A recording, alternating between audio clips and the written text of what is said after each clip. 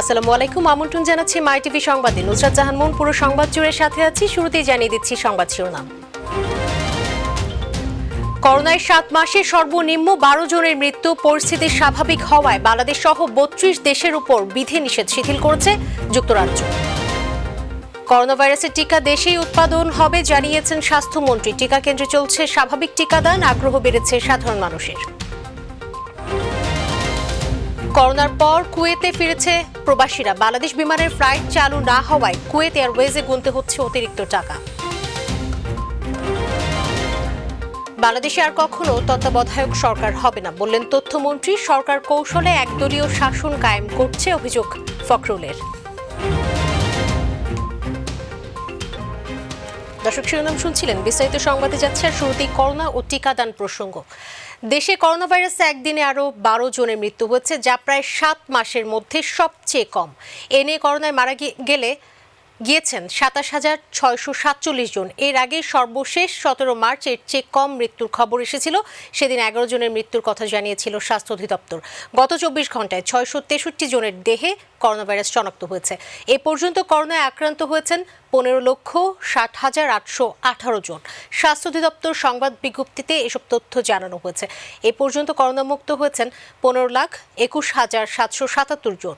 24 ঘন্টায় নমুনা পরীক্ষা বিবেচনায় করোনা শনাক্তের হার 2.97%। এ পর্যন্ত করোনা শনাক্তের গড় হার 15.78%। সুস্থতার হার 97.50%।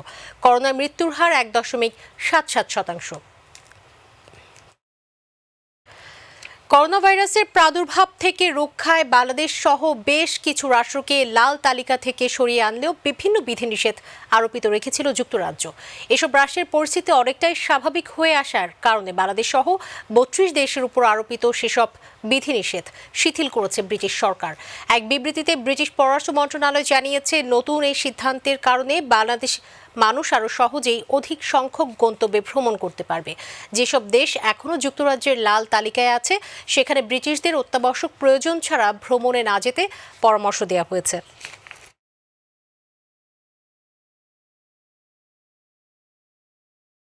দেশেই উৎপাদন হবে এবং দেশের চাহিদা মিটিয়ে রফতানি করা হবে বিদেশেও, এমন তথ্য জানিয়েছেন স্বাস্থ্যমন্ত্রী জাহিদ মালেক।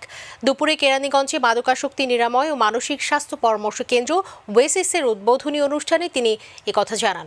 আত্মতুষ্টিতে ভুগলে হবে না, করোনা নিয়ন্ত্রণে আছে, নিয়ন্ত্রণে রাখতে হবে বলে মন্তব্য করেন জাহিদ মালেক। আমাদের একটি মাত্র ল্যাব ছিল, এখন 88 ল্যাব, 150 টেস্ট হতো, এখন 50,000 টেস্ট হয়। আমাদের 20,000 বেড আছে, করোনা বেড শুধু 20,000। যেখানে একটি বেড ছিল না, আইসিইউ 200 ছিল, এখন 2,000 আইসিইউ বেড। আইসিইউ এখন খালি করে আছে 90% বেশি, এখন আর রোগী নাই। অক্সিজেন আগে 50 টন লাগতো, এখন 300 টন লেগেছিল। সব হাসপাতাল জেলা পর্যায়ে আমাদের এই করোনার মধ্যেও সেন্ট্রাল অক্সিজেন লাইন আমরা স্থাপন করেছি। রাজধানীর টিকা কেন্দ্রগুলোতে চলছে স্বাভাবিক টিকাদান কর্মসূচি। টিকা নিতে আগ্রহ বেড়েছে সাধারণ মানুষের। দ্বিতীয় ডোজ হিসেবে সব ধরনের টিকা দেয়া হলেও প্রথম ডোজ হিসেবে সাধারণ মানুষ পাচ্ছেন সিনোফার্মার টিকা। বিস্তারিত জানাচ্ছেন রাকিব হাসান। রাজধানীর টিকা কেন্দ্রগুলোতে সকাল থেকেই ছিল দীর্ঘ লাইন। সাধারণ মানুষ টিকা পাচ্ছেন স্বাভাবিক নিয়মেই। মোটামুটি পরিবেশ ভালো, আমি শুনেছি। আমি সিনোফার্মটাই নিব। সিরিয়াল বাই সিরিয়াল দিতেছে, কোনো সমস্যা নাই। পরিবেশ অনেক ভালো মনে হচ্ছে, যেহেতু সিরিয়ালও কম আছে, আজকে ভিড়ও কম আছে। যেহেতু কেন্দ্রগুলোতে নেই তেমন জটিলতা, সুশৃঙ্খলভাবে টিকা নিতে পেরে খুশি টিকা গ্রহীতারা। সব মিলে ভালোই, লাইনে দাঁড়াইতে বেশিক্ষণ না, হালকা কথা। টিকা ভালো লাগছে আর কি। এটা আমার সেকেন্ড ডোজ ছিল, সেকেন্ড ডোজটা নিতে এসেছি, ভালোই, মোটামুটি খারাপ না। পুরুষদের পাশাপাশি নারীদের উপস্থিতি কিছুটা কম থাকলেও আগের চেয়ে অনেকটাই আগ্রহ বেড়েছে তাদের মাঝে। স্বাস্থ্য সচেতন হওয়ার জন্য সবারই প্রত্যেককে টিকা নেওয়া উচিত। অনেক এক্সাইটমেন্ট কাজ করছিল, দেওয়ার পরে এখন একটু রিল্যাক্স ফিল করতেছে। আর ভিতরের পরিবেশ যথেষ্ট সুন্দর, ভালোই লাগতেছে। আপনার টিকা দ্বিতীয় ডোজ নেওয়া হয়ে গেছে। এদিকে অনেকটাই কেটে গেছে SMS জটিলতা। রাকিব হাসান, মাই টিভি, ঢাকা। করোনার কারণে দীর্ঘদিন বন্ধ থাকার পর উন্মুক্ত হয়েছে কুয়েতের কর্মক্ষেত্রে, পাশাপাশি দেশটির বিমানবন্দর। এজন্য ফেরাও শুরু করেছেন প্রবাসীরা। এদিকে কুয়েত সরকার বিমান বাংলাদেশ এয়ারলাইন্স ও কুয়েত এয়ারওয়েজের দুটি প্রতিষ্ঠানকে সরাসরি ফ্লাইট পরিচালনার অনুমতি দিয়েছে, কিন্তু এখনও চালু হয়নি বিমান বাংলাদেশ এয়ারলাইন্সের কোনো ফ্লাইট। এজন্য কুয়েত এয়ারওয়েজের টিকিট নিতে গুনতে হচ্ছে অতিরিক্ত 1 লাখ টাকা, জানিয়ে বিপাকে প্রবাসীরা। প্রতিনিধি আলামিন রানার রিপোর্ট, জানাচ্ছেন মোবাল্লিক করিম। করোনার ধকল ধীরে ধীরে কাটিয়ে স্বাভাবিক হচ্ছে কুয়েতের জনজীবন। প্রতিষ্ঠানগুলোতেও কাজ চলছে শতভাগ। খুলে দেওয়া হয়েছে কুয়েত আন্তর্জাতিক বিমানবন্দর। ফিরতে শুরু করেছেন প্রবাসীরাও। যে বিমানগুলোর প্রাইস অনেক হাই, অনেক বেশি মূল্য দিয়ে আমাদের চড়া দাম দিয়ে আমাদেরকে আসতে হয়েছে। এক্ষেত্রে কুয়েত সরকার বিমান বাংলাদেশ এয়ারলাইন্স ও কুয়েত এয়ারওয়েজ এই দুটি প্রতিষ্ঠানকে সরাসরি ফ্লাইট পরিচালনার অনুমতি দিয়েছে। তবে এখনও চালু হয়নি বিমানের কোনো ফ্লাইট। এদিকে কুয়েত এয়ারওয়েজের টিকিটের দাম 300 থেকে 350 দিনার বা বাংলাদেশি টাকায় প্রায় 1 লাখ টাকা গুনতে হচ্ছে। আগে ঢাকা কুয়েত রুটে বাংলাদেশ বিমান ও কুয়েত এয়ারওয়েজ এই দুই ফ্লাইটের প্রবাসীরা 100 থেকে 150 দিনারের মধ্যে টিকিট কিনতে পারতেন। প্রবাসী যাত্রীরা মনে করছেন বিমানের ফ্লাইট চালু না হওয়ায় এই সুযোগ নিচ্ছে কুয়েত এয়ারওয়েজ। যদি আমাদের দেশের বিমানটা চালু হতো, বাংলাদেশ বিমান চালু হতো, তাহলে আমাদের যাতায়াতের সুবিধা হতো এবং টিকিটের মূল্যটা অনেক কমতো। এতে দীর্ঘদিন ধরে বসে থাকা প্রবাসী শ্রমিকরা অর্থ সংকটের পাশাপাশি ভুগছেন হতাশায়। বাংলাদেশ বিমান যদি প্যাসেঞ্জার নিয়ে আসতো তাহলে হয়তো আমাদের কিছু অর্থ ব্যয় কম হতো এবং টিকিটের দামও কম হতো। এই সংকট নিরসনে সংশ্লিষ্টদের এগিয়ে আসা উচিত বলে মনে করছেন প্রবাসীরা। বাংলাদেশ বিমান যেন তাড়াতাড়ি খুব শীঘ্রই খোলে, কারণ টিকিটের দাম অনেক চড়া হওয়াতে তারাও আসতে পারতেছে না, আমরাও যাইতে পারতেছি না। মোবাল্লিক করিম, মাই টিভি নিউজ ডেস্ক।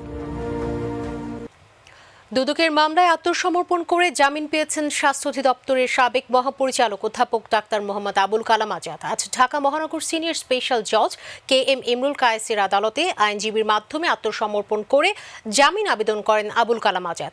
উভয় পক্ষে শুনানি শেষে আদালত আগামী 2 নভেম্বর পর্যন্ত তার জামিন মঞ্জুর করেছেন। 5 অক্টোবর আত্মসমর্পণ করতে আদালতে আসেন আবুল কালাম আজাদ, কিন্তু বিচারক ব্যস্ত থাকায় মামলার শুনানি গ্রহণ করতে পারেননি এবং তাকে আজ আদালতে আসার জন্য বলেছেন। রাজনৈতিক প্রসঙ্গ। সিরাজগঞ্জ 6 আসনের উপনির্বাচনে আওয়ামী লীগের মনোনয়ন পেয়েছেন দলটির কার্যনির্বাহী সদস্য মেরিনা জাহান কবিতা। আজ গণভবনে আওয়ামী লীগের সংসদীয় মনোনয়ন বোর্ড ও স্থানীয় সরকার জনপ্রতিনিধি মনোনয়ন বোর্ডের সভায় এই সিদ্ধান্ত নেওয়া হয়। একটি সংসদীয় আসন, 10 পৌরসভা ও 2 উপজেলায় আওয়ামী লীগের মনোনয়ন চূড়ান্ত করা হয়েছে। সভায় সভাপতিত্ব করেছেন আওয়ামী লীগের সভানেত্রী ও প্রধানমন্ত্রী শেখ হাসিনা। সিরাজগঞ্জ 6 আসনের উপনির্বাচনে আওয়ামী লীগের মনোনয়নের জন্য আবেদন করেন 11 জন। এছাড়া 10 পৌরসভায় মেয়র পদে 53 ও উপজেলা নির্বাচনে দলীয় মনোনয়নের জন্য আবেদনপত্র সংগ্রহ করেন 19 জন। বাংলাদেশে আর কখনো তত্ত্বাবধায়ক সরকার হবে না উল্লেখ করে আওয়ামী লীগের যুগ্ম সাধারণ সম্পাদক তথ্য ও সম্প্রচার মন্ত্রী ডক্টর হাসান মাহমুদ বলেছেন, সংবিধান অনুযায়ী বর্তমান সরকারি নির্বাচনের সময় নির্বাচনকালীন সরকার হিসেবে দায়িত্ব পালন করবে, রুটিন কাজ করবে, আর নির্বাচন হবে নির্বাচন কমিশনের অধীনে। সচিবালয় সম্পাদক পরিষদের বৈঠকে তিনি বলেন, ক্লিন ফিট বাস্তবায়নের সঠিক সিদ্ধান্ত থেকে এক চুলও সরবে না সরকার। সার্চ কমিটির মাধ্যমে গত নির্বাচন কমিশন গঠিত হয়েছিল এবং সেই নির্বাচন কমিশনে দেখা গেছে বিএনপির ঘোরতর সমর্থকও একজন সেখানে নির্বাচন কমিশনার হিসাবে নিয়োগ পেয়েছেন। সুতরাং সার্চ কমিটি যে সঠিকভাবে কাজ করে এই নির্বাচন কমিশনের দিকে তাকালেই সেটি বোঝা যায়। তো এবারও সার্চ কমিটির মাধ্যমেই নির্বাচন কমিশন গঠিত হবে। ধন্যবাদ। গণ আন্দোলনের মাধ্যমেই বর্তমান ক্ষমতাসীনরা বিদায় নেবে বলে মন্তব্য করেছেন বিএনপির মহাসচিব মির্জা ফখরুল ইসলাম আলমগীর। জাতীয় প্রেস ক্লাবে এক আলোচনা সভায় তিনি এ মন্তব্য করেন। জুলুম নিপীড়নের বিরুদ্ধে জনগণকে ঐক্যবদ্ধ হওয়ারও আহ্বান জানান তিনি। সরকার সুকৌশলে গণতন্ত্রের কথা বলে একদলীয় শাসন ব্যবস্থা কায়েম করে বাকশাল প্রতিষ্ঠিত করতে চায় বলে অভিযোগ করেছেন তিনি। সবাইকে আজকে ঐক্যবদ্ধ হতে হবে। ঐক্যবদ্ধ হয়েই এই ভয়াবহ দানীয় সরকারকে সরিয়ে সত্যিকারের একটা জনগণের সরকার প্রতিষ্ঠা করতে হবে। যে আসুন আজকে আমরা আমাদের দ্বিধা দ্বন্দ্ব সমস্ত ভুলে গিয়ে আমরা ঐক্যবদ্ধ হই এবং ঐক্যের মধ্য দিয়েই আমরা দুর্বার একটা গণ আন্দোলন সৃষ্টি করি। এবার অন্যান্য প্রসঙ্গ। বিএনপি জামাত জোট সরকার রেল ও আকাশপথ অর্থাৎ বিমান খাতকে ধ্বংস করেছে বলে মন্তব্য করেছেন রেলমন্ত্রী নুরুল ইসলাম সুজন। নীলফামারীর সৈয়দপুরে উত্তরাঞ্চল থেকে বাংলাদেশ বিমানের মাধ্যমে সৈয়দপুর টু কক্সবাজার 15% ছাড়ে যাত্রী সেবা চালু করার উদ্বোধনী অনুষ্ঠানে এসব কথা বলেন তিনি। এদিকে বেসামরিক বিমান ও পর্যটন প্রতিমন্ত্রী মাহবুব আলী বলেছেন, সৈয়দপুর বিমানবন্দরকে আন্তর্জাতিক মানের ছাড়াও কিভাবে নান্দনিক হিসেবে গড়ে তোলা যায় সে ব্যাপারেও পদক্ষেপ নেওয়া হচ্ছে।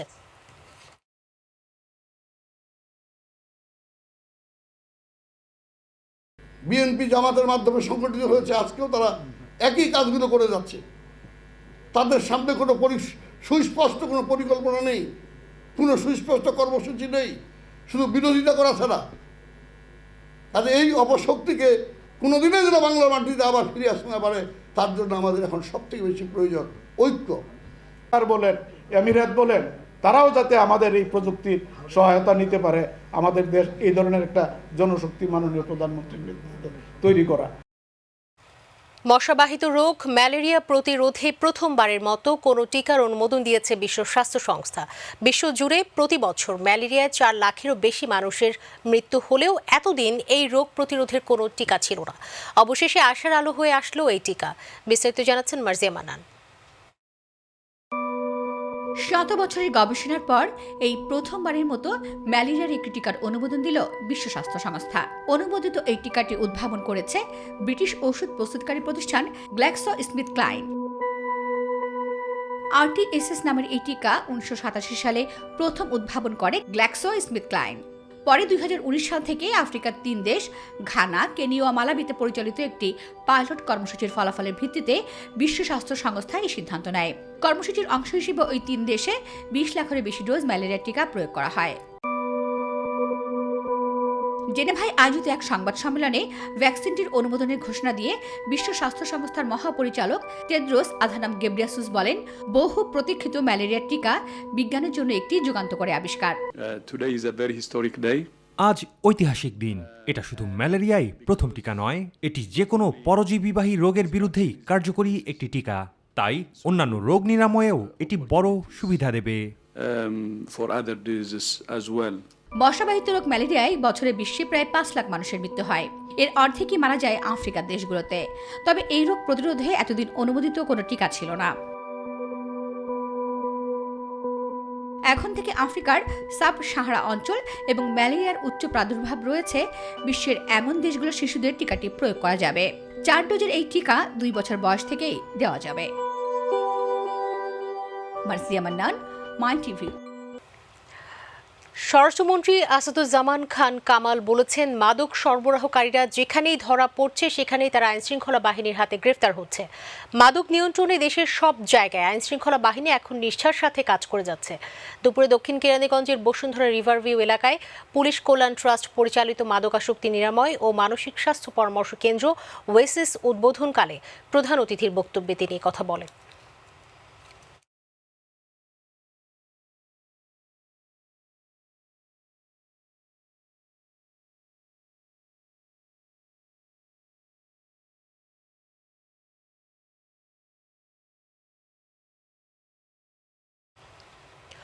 অনলাইন অ্যাপসের মাধ্যমে অবৈধ সুদের ব্যবসা ও প্রতারণার সাথে জড়িত রাজধানীর বিভিন্ন এলাকা থেকে 5 জনকে আটক করেছে গোয়েন্দা পুলিশ। এ সময় তাদের কাছ থেকে উদ্ধার করা হয়েছে একটি private car, laptop, mobile phone, SIM card ও বিভিন্ন ব্যাংকের চেক বই। র্যাপিড ক্যাশ সহ অন্যান্য অ্যাপ দিয়ে ডিজিটাল মাইক্রো ফাইন্যান্সের নামে সুদের ব্যবসা পরিচালনা করে এই প্রতারক চক্র।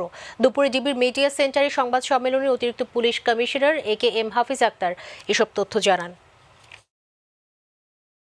চাইনিজ নাগরিক বাংলাদেশের সহায়তায় এই অ্যাপসগুলির মাধ্যমে তারা ডিজিটাল প্ল্যাটফর্ম ব্যবহার করে চটকদার বিজ্ঞাপনের মাধ্যমে আকৃষ্ট করে অল্প সুদে ঋণ দেওয়ার নামে অবৈধ উপায়ে গ্রাহকদের সাথে প্রতারণা এবং মাত্রা অতিরিক্ত সুদ আদায় করে এবং অনাদায়ে ভয়ভীতি প্রদর্শন করে। অবসরপ্রাপ্ত মেজর সিনহা মোহাম্মদ রাশেদ খান হত্যা মামলার আসামি টেকনাফ থানার বরখাস্তকৃত ওসি প্রদীপ কুমার দাসের বিরুদ্ধে অবৈধ সম্পদ অর্জনের মামলায় জামিন নামঞ্জুর করেছেন চট্টগ্রামের আদালত। দুপুরে চট্টগ্রামের সিনিয়র স্পেশাল জজ শেখ আশফাকুর রহমানের আদালতে আসামি প্রদীপের জামিন নামঞ্জুর করা হয়। দুদকের আইনজীবী জানান, আদালতে প্রদীপ কুমার দাসের জামিন আবেদন করা হলে আদালত উভয় পক্ষের উপস্থিতিতে শুনানি শেষে তার জামিন আবেদন নামঞ্জুর করে কারাগারে পাঠানোর নির্দেশ দেন।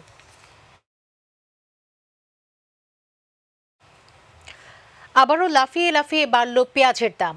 রাজধানী সহ সারা দেশের আড়তে পেঁয়াজের সরবরাহ কম। বর্তমানে ভারত থেকে পেঁয়াজ আমদানি বন্ধ থাকায় হঠাৎ করেই পেঁয়াজের দাম কেজি প্রতি 10 টাকা বেড়েছে বলে জানিয়েছে পাইকাররা। এদিকে বাজারে নিত্য প্রয়োজনীয় খাদ্যপণ্যের দাম বেড়ে যাওয়ায় মধ্যবিত্তরা সুলভ মূল্যে খাদ্যদ্রব্য ক্রয় করতে টিসিবি ট্রাকের পেছনে ভিড় করছেন। আরও জানাচ্ছেন জাহিদ আহমেদ বাবু। গত এক সপ্তাহের ব্যবধানে সারা দেশের বাজারে প্রতি কেজি পেঁয়াজের দাম বেড়েছে 10 থেকে 12 টাকা। হঠাৎ করেই পেঁয়াজের দাম বেড়ে যাওয়ায় দিশেহারা ক্রেতারা। দাম আরও বাড়তে পারে এমন ভেবে অনেকেই পেঁয়াজ কিনতে আসেন রাজধানীর কারওয়ান বাজারে।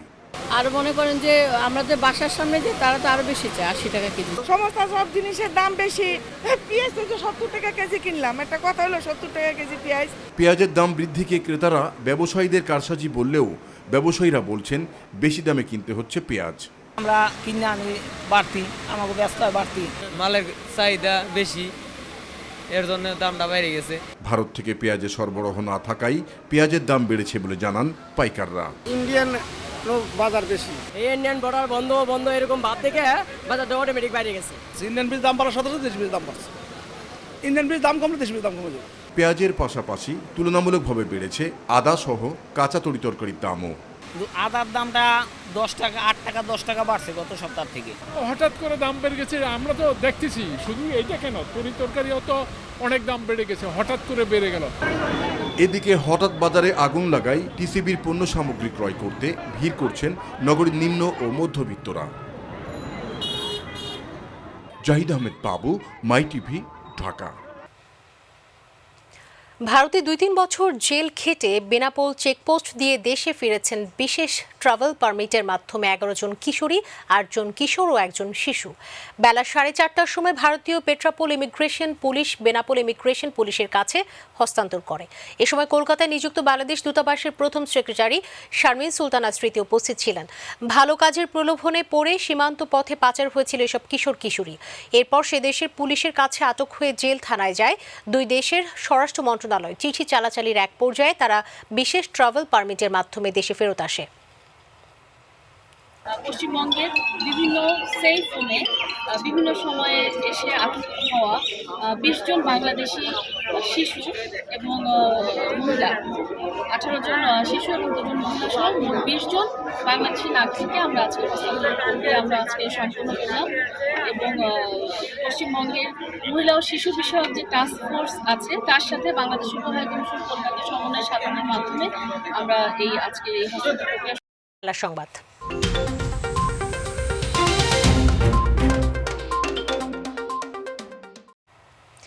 টানা চতুর্থবারের মতো বাংলাদেশ ক্রিকেট বোর্ড বিসিবির সভাপতির পদে নির্বাচিত হয়েছেন নাজমুল হাসান পাপন। দুপুরে নবনির্বাচিত পরিচালকরা বৈঠকে বসে নাজমুল হাসানকে সভাপতি হিসেবে বেছে নেন।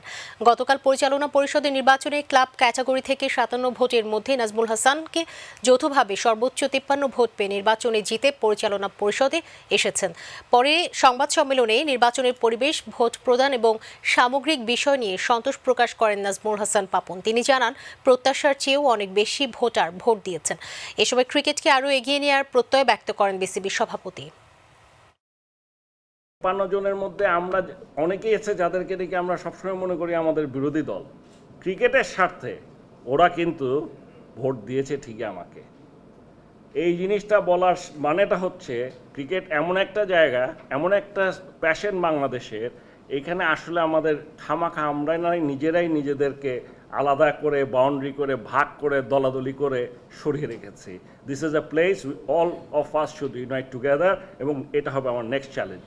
কোনো কিচ্ছু নাই, সব একসাথে আমরা ক্রিকেট চালাবো। সাফ চ্যাম্পিয়নশিপ ফুটবলে নিজেদের তৃতীয় ম্যাচে আজ বর্তমান চ্যাম্পিয়ন মালদ্বীপের মুখোমুখি হতে যাচ্ছে বাংলাদেশ। মালদ্বীপের রাজধানী মালে ন্যাশনাল ফুটবল স্টেডিয়ামে বাংলাদেশ সময় রাত 10টায় অনুষ্ঠিত হবে ম্যাচটি। এখন পর্যন্ত টুর্নামেন্টে ভালো প্রতিদ্বন্দ্বিতা করে যাচ্ছে বাংলাদেশ। আগের 2 ম্যাচের একটিতে জয় ও আরেকটিতে ড্র করে এখন পর্যন্ত অবস্থান করেছে পয়েন্ট তালিকার দ্বিতীয় স্থানে। সোমবার অনুষ্ঠিত দ্বিতীয় ম্যাচে শক্তিশালী ভারতের বিপক্ষে 1-1 গোলে ড্র করে টাইগাররা। এই মুহূর্তে পয়েন্ট তালিকার সুবিধাজনক অবস্থানে রয়েছে বাংলাদেশ। আজকের ম্যাচে তারা যদি মালদ্বীপকে হারাতে পারে তাহলে অনেকটাই নিশ্চিত হয়ে যাবে ফাইনাল।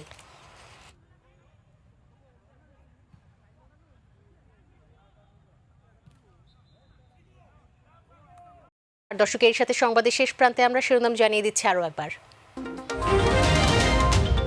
করোনায় 7 মাসে সর্বনিম্ন 12 জনের মৃত্যু। পরিস্থিতি স্বাভাবিক হওয়ায় বাংলাদেশ সহ 32 দেশের উপর বিধিনিষেধ শিথিল করেছে যুক্তরাজ্য।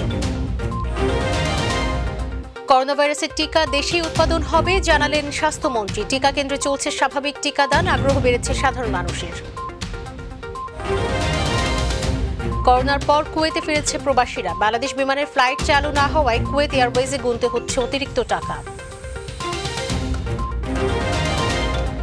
বাংলাদেশে আর কখনো তত্ত্বাবধায়ক সরকার হবে না বললেন তথ্যমন্ত্রী। সরকার কৌশলে একদলীয় শাসন কায়েম করছে অভিযোগ ফখরুলের।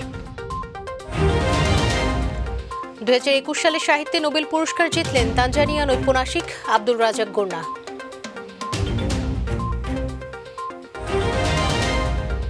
এবং টানা 4র্থবারের মতো বিসিবির সভাপতির পদে নির্বাচিত হলেন নাজমুল হাসান পাপন।